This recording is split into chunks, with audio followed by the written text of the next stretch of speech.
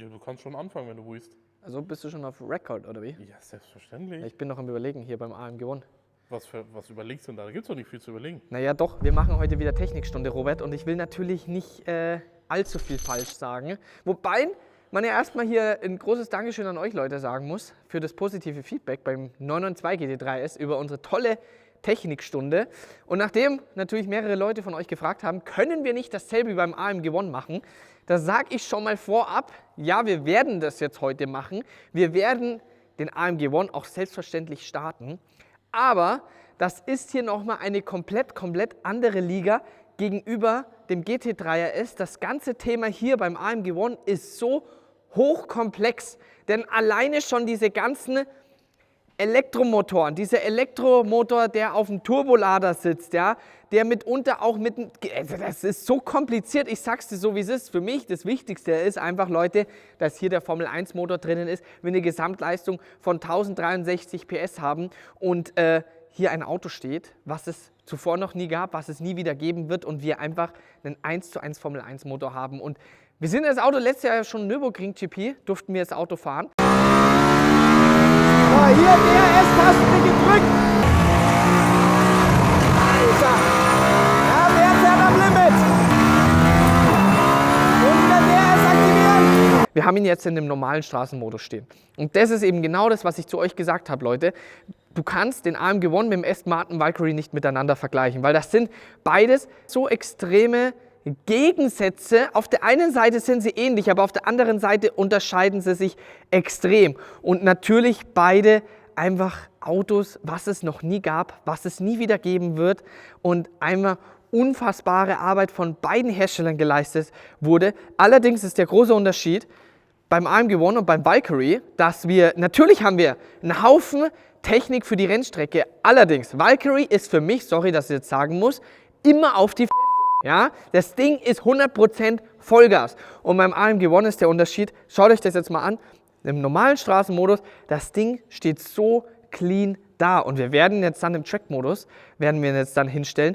Und dann ist das wie ein komplett anderes Auto. Ich meine, wenn du jetzt von hier vorne schaust, die Flaps sind eingeklappt, der ist vom Lifting schön entspannt oben. Auch hinten, da schaut kein Heckflügel raus, gar nichts. Natürlich, ich meine, es ist ein einzigartiges Design, aber wir können hier rein elektrisch 25 Kilometer fahren. Ich habe es ja gerade schon gesagt, wir haben ja 4 Elektromotoren. An jedem Rad ist ein Elektromotor. Wenn wir jetzt hier vorne mal bleiben, wenn wir jetzt rein aerodynamisch reden. Ja?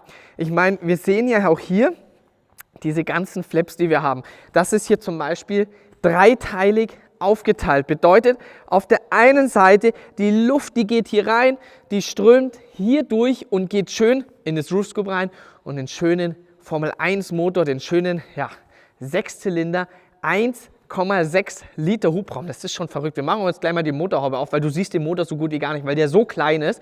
Und dieser Formel 1 Motor ist ja auch extrem effizient. Und dann hast du natürlich noch hier an der Seite die zwei strömen dann hier an der Seite vorbei, hier so irgendwo an der Tür, würde ich jetzt mal sagen, oben und gehen dann hier in den Motor rein, um den Motor zu kühlen, sowie auch nach hinten an Heckflügel, da so vorbei, um natürlich hier für den richtigen Anpressdruck zu sorgen. Robert, sollen wir mal in den Track-Modus stellen?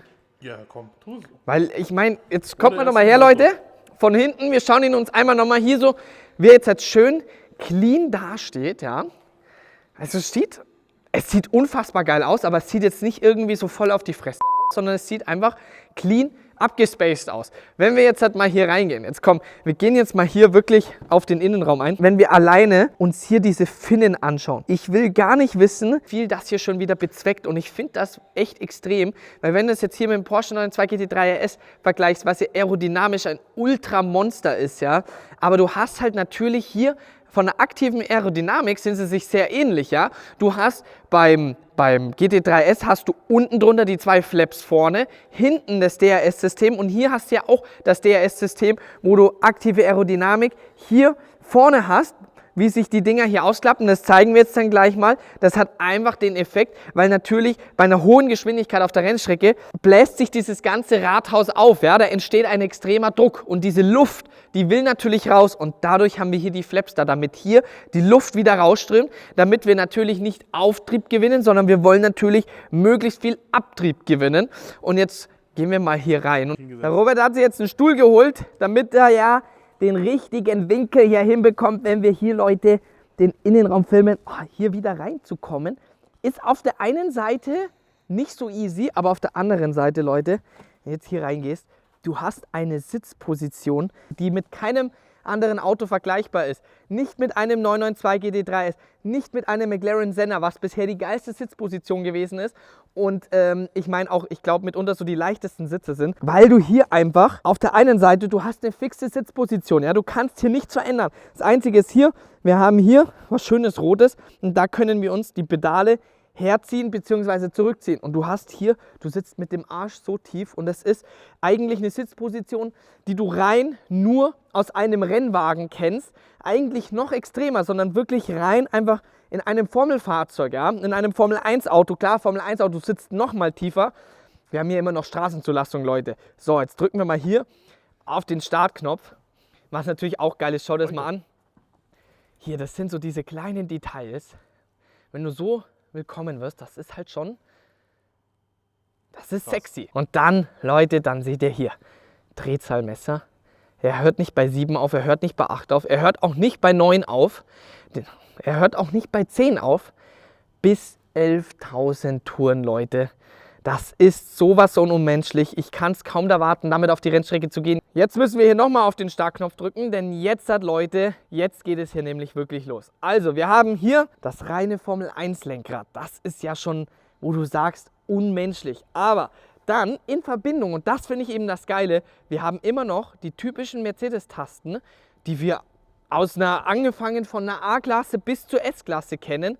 Aber dann hier, da wird es interessant. Einmal hier der blaue Knopf zum Aufblenden, also natürlich nur für die Rennstrecke, ganz klar, sonst brauchen wir das ja nicht. Dann haben wir hier die gelbe Taste, eine sehr, sehr wichtige Taste, Leute, die DRS-Taste. Bedeutet, die Flaps vorne über den Rädern klappt ein, ja, für volle Geschwindigkeit und genauso wie der zweite Flügel hinten klappt, wird auch flach, damit wir hier einfach geradeaus so schnell wie möglich sind. Grün für neutral und dann Pass, auch ein sehr, sehr wichtiger Knopf. Und zwar, das ist wirklich, damit rufen wir die komplette Leistung von 1063 PS auf. Bedeutet, der Verbrennermotor, also der reine Formel 1 Motor in Verbindung mit den 4 Elektromotoren, ist eine Gesamtleistung von 1063 PS. Dann hier, das kennen wir ja hier auch, Fahrwerk, Komfort, Sport, wieder Komfort. Und hier wird es jetzt interessant. Und nicht nur interessant, sondern auch extrem kompliziert, Leute. Weil wir haben hier so viele Fahrmodis, angefangen von Individual, wie wir uns das hier alles einstellen können, wie wir wollen. Oh, Robert, das ist Licht aus. Dann geht es weiter. EV-Modus bedeutet, wir fahren zu 100% rein elektrisch. Wir sehen hier auch die Batterieanzeige. Das ist eigentlich auch witzig. Das Ding war komplett voll getankt. Wir haben den jetzt nur ein paar Mal gestartet und der geht schon, ja, der hat schon ganz gut Benzin verloren. Ne? Also, ja. Aber wir werden ihn natürlich starten dann, Leute. Und genauso hier links ist die Batterieanzeige, die ist noch über halb voll. Wie gesagt, Reichweite, ich glaube, um die 25 Kilometer sollen es sein. Dann geht es hier weiter. RS bedeutet Race Safe Modus. Ich glaube, da fahren wir immer noch elektrisch und der Verbrennermotor schaltet sich hinzu. Dann hier geht es weiter in den Race-Modus. Ich glaube, da müssten wir rein mit dem Verbrennermotor fahren plus die Elektroleistung. Allerdings das Ganze eben reduziert. Und der nächste, da wird es interessant und das lässt jetzt nämlich noch gar nicht zu. Ich könnte hier theoretisch jetzt drauf drücken. Das ist Race Plus. Ja, das wird aber jetzt gleich hier wieder zurückspringen, weil da passiert nämlich dann Folgendes. Und da mache ich nämlich jetzt die Tür zu. Wir stellen ihn jetzt in den sogenannten Track-Modus. Und da werdet ihr jetzt gleich sehen, Leute, das steht wie ein anderes Auto da. Das finde ich einfach sowas von ultra krass. Aber was man auch noch ganz kurz dazu sagen muss, was wir einerseits hier, was wir hier an Daten alles haben, ja, von den Temperaturen hier, Energiefluss, wie hier die ganze Energie läuft. Auf der einen Seite die Power, aber genauso auch vom Laden her. Dann können wir auch hier, also wir können ja wirklich alles Mögliche können wir hier anschauen. Aber Wir wollen ihn natürlich jetzt halt in den richtigen Track-Modus stellen. Von daher, ich mache die Tür zu. Und Robert, du kannst das Ganze nochmal schön zeigen, oder? Richtig. So, damit ihr auch seht, wie das hier im Display abläuft. Ja, ich gehe hier auf die Bremse, jetzt gehe ich hier rüber. So, jetzt will er natürlich hier nur Rennstreckennutzung, Einklemmgefahr mit dem rechten Pedal. Hier, jetzt war ich zu spät dran, mit dem rechten Pedal hier bestätigen. Und ihr seht hier rechts Diffuser-Flaps, Louvers, Heckspoiler, Flap. Also wie viel aktive Aerodynamik wir hier haben. So, jetzt drücke ich hier drauf. Und jetzt fährt er sich runter. Zack, hinten noch runter. Das ist so verrückt. Wie schnell das Ganze hier geht. Das ist Wahnsinn, Mann. Zack. Und jetzt sind wir hier im Race Plus Modus. Und jetzt, Leute, jetzt mache ich wieder die Tür auf, weil es geht noch weiter. Es geht noch weiter. Robert, du darfst wieder hierher kommen.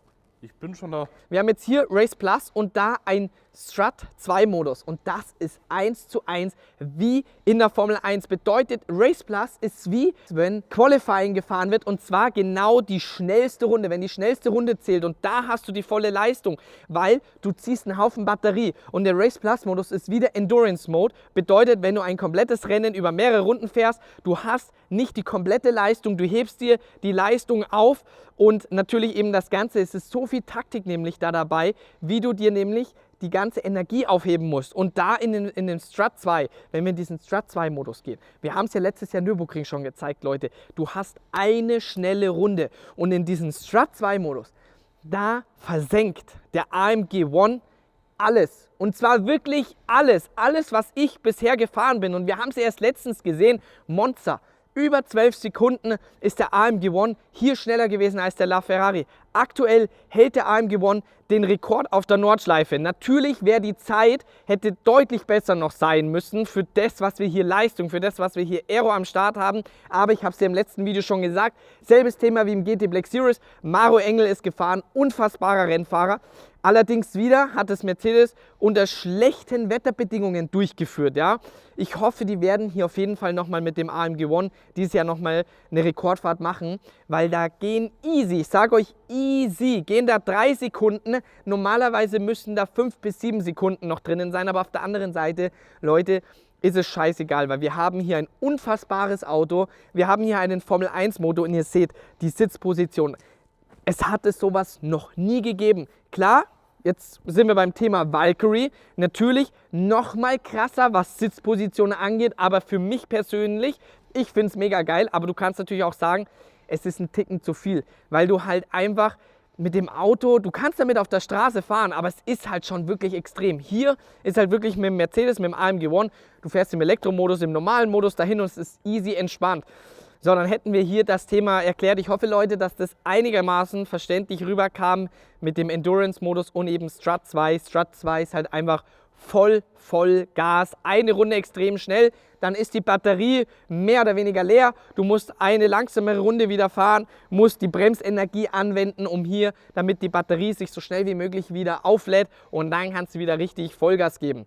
So, ich würde sagen, Innenraum haben wir eigentlich soweit alles durch. Ich würde jetzt sagen, bevor wir jetzt, Leute, den AMG One starten, ich würde mal nochmal hinten die Motorhaube aufmachen. Ist auch recht easy das Ganze gehalten, denn wir haben hier an der Seite schön versteckt den einen Knopf. Da drücken wir einmal drauf. Dadurch öffnet sich hier hinten das Ganze. Vor allem das Geile ist halt, das wiegt halt wirklich einfach gar nichts. Ja? Das ist halt so verrückt. Zieht euch das mal rein. Also ich kann das hier mit theoretisch 2 Fingern. Es wiegt wirklich rein gar nichts. Und ja, Robert, jetzt sehen wir mal hier den Motor. Ihr seht, es geht weiter, komplett alles Carbon. Allein hier das komplette Hitzeschild, hier alles in Gold gehalten. Und hier vorne, Leute, da unten drinnen, da steckt der Formel 1 Motor. Ich habe mich auch am Anfang gefragt, wo soll der Formel 1 Motor sein? Aber ich meine, das ergibt alles Sinn. Der Motor ist halt extrem klein. Es ist ein 6-Zylinder, 1,6 Liter, Single-Turbo, was bis 11.000 Touren dreht. Und da ist der Motor halt recht klein gehalten. Und das ist halt schon... Jetzt ist nämlich das Ganze hier auch schön aufgeräumt. Also ich weiß noch, bei dem Testfahrzeug, da sind die Kabel überall rumgehangen. Da dachte ich mir auch, wenn die so das Auto für die Kunden ausliefern, dann wird das Ganze hier sportlich. Aber so sieht das jetzt echt geil aus. Wir können dann theoretisch hier auch die andere Seite aufmachen. Aber ich glaube, das brauchen wir gar nicht. Denn Leute, ich weiß genauso wie ich, ja, wir wollen jetzt gemeinsam den Formel 1 Motor hören. So, Robert, dann würde ich sagen, gehst nach hinten. Richtig. Und beziehungsweise brauchst du noch gar nicht nach hinten gehen. Eben. Weil, Leute, ja es vorheizen. ist ja nicht so, dass man hier einfach... Boah, heilige Scheiße, Was ist jetzt Mann. passiert? Hast du gerade gehupt oder was? Boah, hast du mich gerissen, Mann. Ich wollte auch nur einen Hupencheck machen, ob die Hupe Boah, funktioniert. also eine Hupe Das ist die hat's auch. schöne Mercedes-Hupe, Leute, ja? Boah, hast du mich gerade gerissen, Alter. Denn ein wichtiges Thema, es ist nicht so, dass wir jetzt hier einfach einen Startknopf drücken und der Formel 1 Motor startet, sondern wir müssen, schauen wir mal, ob er das gleich anzeigt. Das war jetzt klar, dass er jetzt halt ausgeht. So, wir müssen das Ganze wieder aktivieren. Und hört ihr das hier hinten, ne? Und wir sehen es jetzt hier. Jetzt werden die Katalysatoren vorgewärmt, ja? Weil es ist, und ihr müsst euch mal vorstellen, ein Formel 1 Motor, ja, zu starten, da brauchst du ein ganzes Mechanikerteam. Da reichen keine 5 Leute aus, da brauchst du viel, viel mehr. Und den ganzen Computer und so weiter und so fort. Und hier übernimmt es das Fahrzeug. Ja, hier hast du den Computer und der übernimmt alles für dich. Und jetzt wird hier hinten gerade alles vorgewärmt und irgendwann startet der automatisch. So. Und jetzt ist der Formel 1 Motor am Leben. Wie geil ist das bitte? Das ist so krass. Also für Serie ist das schon echt ordentlich. Und vor allem, Leute, ihr müsst euch mal vorstellen, jetzt ist ja eigentlich der Killer, ja, aber wir haben hier in dem Formel 1 Motor einen OPF verbaut und sonstige Katalysatoren. Ich glaube, allein nur die Abgasanlage wiegt weit über 100 Kilo. Das ist so verrückt, aber allein die Endrohre hier, das ist 1:1 wie beim Formel 1 Auto, das ist so verrückt. Jetzt hier den AMG One ein bisschen aufwärmen, damit wir dann mal ein bisschen Standgas geben können, um da euch, ich hoffe, dass wir drüber kommen, denn für mich ist das so krass, wenn du die Augen zumachst, dann klingt das 1:1 wie in der Box auf der Rennstrecke, wenn die Formel 1 Autos aufgewärmt werden. Aber in der Zwischenzeit, schaut mal her, was hier ganz interessant zu sehen ist, wir haben nämlich hier die Batterie, ja, und durch den Verbrennermotor, nur dass der läuft, wie schnell sich hier die Batterie wieder auflädt. Das ist genau eben das Thema, was ich meinte für den Strut 2 Modus, um hier die volle Energie zu haben, damit die Batterie wirklich komplett aufgeladen ist. Und in dem Moment, wenn wir DRS E-Pass drücken, ja, dann zieht er natürlich die Energie, die Batterie und das hält, wie gesagt, für, ja, es kommt auf die Rennstrecke darauf an, aber eine Runde Nürburgring GP easy, eher 2 Runden oder noch mehr, aber auf der anderen Seite lädt sich das halt so schnell wieder auf. Schaut euch das an, wir gehen jetzt schon in Richtung 3/4. Das ist echt extrem. Wir wärmen jetzt hier den AMG One ein bisschen auf, damit wir dann ein bisschen Standgas geben können. Aber was wir natürlich jetzt sehen, als wir ihn vorhin gerade gestartet haben, war er bei unterhalb. Und die Batterie ist jetzt schon wieder fast bei 3/4. Wenn ich dann nämlich ein bisschen mehr Standgas gebe, ja, wenn ich hier die Drehzahl halte, wie schnell sich die Batterie auflädt. Und das ist genau das Thema. Strut 2 Modus, Vollgas. Eine Runde Nürburgring GP, beziehungsweise eher sogar 2, bis die Batterie wieder komplett leer ist. Aber wir haben natürlich die volle Energie, um hier mit dem DRS, mit dem E-Pass zu spielen. Und das ist halt schon wirklich geil, weil das ist so viel Technik und so viel Strategie. Und das ist eben genau das, was Mercedes hier wollte. Wirklich so viel Formel 1 Technik in das Auto zu bringen. Nicht nur den Formel 1 Motor, sondern einfach hier diese ganze Technik, diese ganze Strategie, mit dem du dich dann wirklich spielen kannst, um da deine Bestzeiten rauszufahren. So, was wir natürlich hier aussehen, ist diese ganzen Temperaturen. Ja? Also ihr seht, hier haben wir die ganzen Elektromotoren. Ja? Hier vorne die 2, die sind bei 35 Grad. Also das ist hier alles schon warm. Ihr seht, aktuell können wir jetzt hier bis 3000 Touren drehen. Batterie ist auch schon so gut wie voll. Und das ist eben genau das, was ich meinte mit dem Strut 2 Modus. Auf der einen Seite, wie die Batterie halt wirklich die Energie wegzieht. Wenn du hier DRS-Pass ziehst, weil du natürlich die volle Energie, die volle Power haben möchtest. Aber auf der anderen Seite, wie schnell sich hier die Batterie wieder auflädt. Ja? Wir lassen den jetzt hier seit 5 Minuten laufen und die Batterie ist jetzt schon bei 3/4. Also das ist wirklich extrem. Aber auch hier, wie du wirklich hier alles sehen kannst, das ist sowas von geil. Das ist schon hier. Aber wie gesagt, Formel 1 Motor, das dauert natürlich, bis der richtig warm wird. Und wenn er dann hier frei ist, dann schauen wir mal, so bis 4000 Touren, 5000 Touren, das können wir auf jeden Fall drehen, weil wie gesagt, der dreht ja bis 11.000 Touren, das ist sowas von verrückt. So Leute, es ist abartig laut hier drinnen. Allerdings, wir sind jetzt hier überall auf voller Temperatur und wir können jetzt mal leicht Standgas geben, so ungefähr bis 4,5, Maximum 5000 Touren. Robert, ich würde sagen, du gehst mal nach hinten.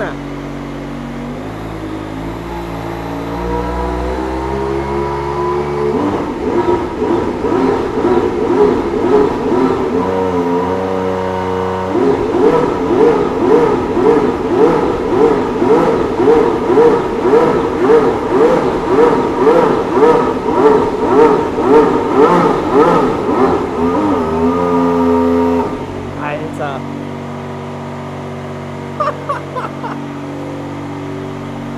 Ey, das ist so übel. Das ist so übel, Leute. Das sind gerade mal 4.500 Touren gewesen. Ihr müsst euch das mal vorstellen. 4.500 Touren und wir können hier bis 11.000 Touren drehen. Zieht euch das mal rein. Hier, 3,5, 4. Das sind 4,5. Wie abartig laut das schon ist. Wie hell das dreht. Hier genau 5.000 Touren. Alter, das ist sowas von übel. Sowas von heftig. So, ich würde sagen, ich mache ihn wieder aus und dann sehen wir uns gleich nochmal draußen. Ja Leute, jetzt haben wir mal hier ein bisschen Standgas zum Abschluss gegeben. Und ich sage euch eins, also ich kann es wirklich nicht erwarten, dieses Auto auf der Straße zu fahren. Auf der Rennstrecke sind wir es ja im letzten Jahr schon mal gefahren. Und werden wir auf jeden Fall mal schauen, wo wir dieses Jahr damit auf die Rennstrecke gehen werden. Aber ihr seht Leute, boah, da merkst du, das riecht hier komplett neu. Ja? Ihr seht Leute, das hat eigentlich mit einem Auto nichts mehr zu tun. Also ich meine, hier so GT Black Series, GT3 RS, das sind immer noch Fahrzeuge für die Straße, für die Rennstrecke gemacht. Aber hier, das ist sowas von abgespaced bis zum geht nicht mehr und ihr hört es. Also ich bin gespannt, ob jetzt gerade hier das bisschen Standgas, und ich meine, wir haben jetzt hier gerade mal von 4.500 Touren geredet, einmal ganz kurz bis 5.000 Touren und wir können hier bis 11.000 Touren drehen. Aber ich bin gespannt, ob das auf dem Video rüberkommt, denn für mich, wenn ich hier im Auto sitze und ich mache die Augen zu oder allein wenn ich hier hinten stehe und zuhöre, ich mache die Augen zu, ich denke, ich bin gerade in der Boxengasse, wo die ganzen Formel 1 Autos aufgewärmt werden und das ist eben das Geile, Leute. Und da kommt hier nichts anderes, was hier in der Garage steht, ein McLaren Senna, ein McLaren P1, was Ultrafahrzeuge sind, ja. Auch andere Autos wie ein Carrera GT, ein 918 Spider, name it, whatever. Aber hier, AMG One, sowas gab es noch nie. Und ich zweifle sehr an, dass es sowas jemals wieder geben wird. Denn hier ein Auto mit Straßenzulassung, mit einem Formel-1-Motor, und wir haben es jetzt gerade beim Standgas gehört, das ist sowas von ultimativ und eine Erfahrung. So Robert, ich würde sagen, wir machen Schluss hier mit dem Video.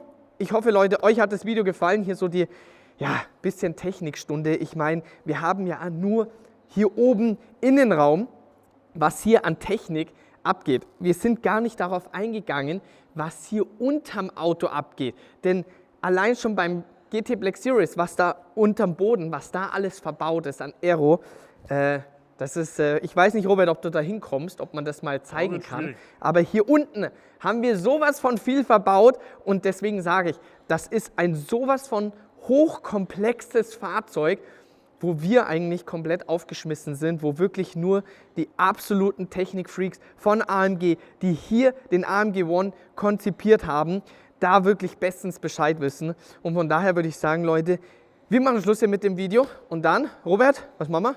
Sehen wir uns beim nächsten Video wieder, oder? Sehen wir uns beim nächsten Video wieder. Alter, wie sich das immer noch anhört. Wie so ein Chatfighter, sowas von brutal. Also, yalla, auf geht's.